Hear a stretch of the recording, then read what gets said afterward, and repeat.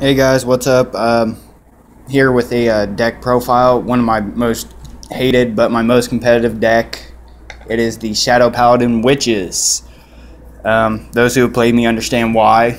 I absolutely love this deck and its shenanigans, and I'm going to explain it, how it works, go through what I got in here. But this is our starter here, the Creeping Dark Goat. Just a grade 3 searcher. You only run 8. You might as well get him out of the way now. Plus, the grade 3s that you run in this deck have pretty awesome abilities. And we'll get that here in a bit. But let's go ahead and start with the triggers. This is the new Shadow Paladin Witch trigger. And this little beauty here is not only cute for a witch, she also has a really cool ability. You can put it on your rear guard circle. And if you're... opponent has 2 grade 0s on the field and you're in Legion, you can take 5,000 power away from them. So not only do you make life a little bit more difficult, but you also get a free trigger back, and I mean, who doesn't want that? I get a lot of crap for this, but I enjoy running the stand trigger because even if it's in your hand, it's a 10k shield plus its ability. If your opponent has 2 grade 0s out, you can soul charge 1 and turn the damage face up. The reason I like it is because there is no other way to flip damage that has witch in its name. And also, it does a lot of soul blasting, but not enough soul charging. So it kind of helps balance all that out. Run that at 4.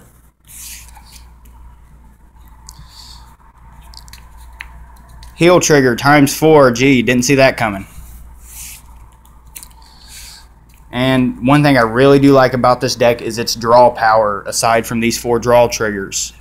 And it is an archetype. Your best bet would be have everything with witch in its name. Just because I know you have to sacrifice witches. If your Vanguard has witch in its name, you don't want to put yourself in a bad predicament. Grade 1s, we run 2 Young Witch Nemons and 2 Barrier Witch Grains. Yes, 2 Quintet Walls and 2 Perfect Guards. Yes, I know Nemon has a special ability, but I really don't mind using it. It's just there to help mill for Legion, and it's a perfect guard.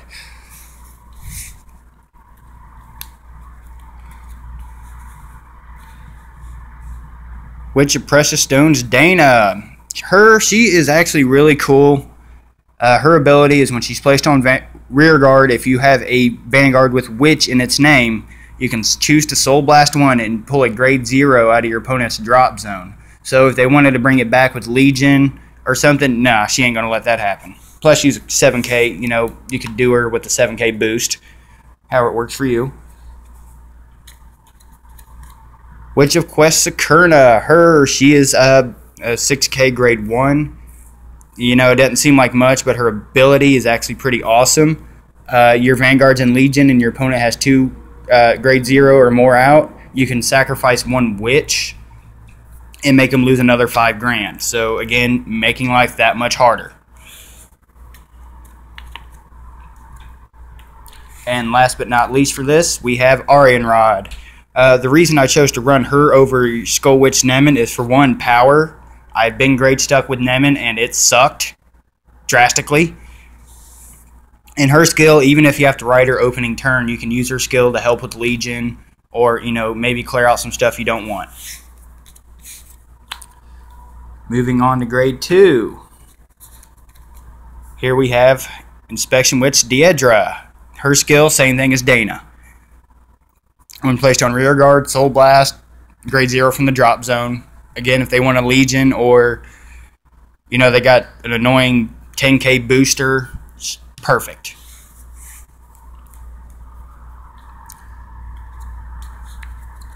Comet Witch Serva, 10k vanilla. Pretty cool if you get to ride it. I mean, you know, who doesn't love vanillas? Plus her artwork is just amazing. Hanging upside down. It's confused like almost everyone I've played with. I've run her at 3 just because she's really awesome. And last but not least for the grade 2 lineup, Witch of Reality Femme. She is the one of the Legion mates for the next grade 3 I'm about to show you. Deidre is actually the other Legion mate, but she is also the 12k beater for witches. So, you know, wouldn't hurt to have that in there. Plus her artwork's really awesome. Moving on to grade 3.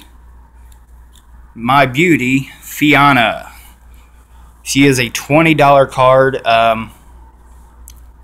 but her skills are really awesome. Again, Fem, what I just showed you is her Legion mate. If she's on the Vanguard circle, whether in Legion or not, and your opponent has 2 grade 0s, you can retire a unit on your Vanguard circle and draw 2, referring back to the extra draw power that I was mentioning. It really helps, clear grade 3s out, maybe add some shields to your hand, whatever.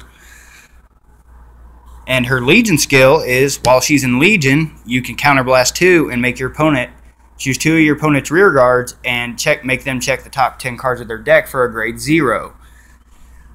Again, what I'm about to show you is exactly why you want to do this. They do have a basic Legion, which it's like a 25k beater while in Legion. It's actually not bad, but this is just the route I'd like to go myself. Alright, you guys remember all that power I was telling you about taking away? This is the bitch of them all, Cultist Witch Rias. Her skill, you don't have to be in Legion, but you can counterblast 2 and make your opponent check the top 5 for a grade 0 and make them switch it out with the rear guard. And a lot of reasons my friends hate this is because of her Legion skill, and it explains everything what I was telling you about the whole power thing with Sakurna and the crit trigger, that whole 9 yards. Even the stand trigger you can use. When you Legion with her, you sacrifice 1 witch and your opponent will lose 5,000 for every grade 0 they have on the field. So, I mean, if they want to fill out their field and you want to bring it all grade 0, hey, there's 25,000 power lost. So, I mean, making your opponent be at like negative double digits is unreal. I've even put someone at negative 29,000 myself. So, again, that's what she's there for. She's only like $3 too, just to do something that bad. I don't know why Fianna's more expensive. Blows my mind. But that's my Shadow Paladin Witch deck profile. Hope you guys enjoyed. If maybe next week I'll upload a test video of how it works.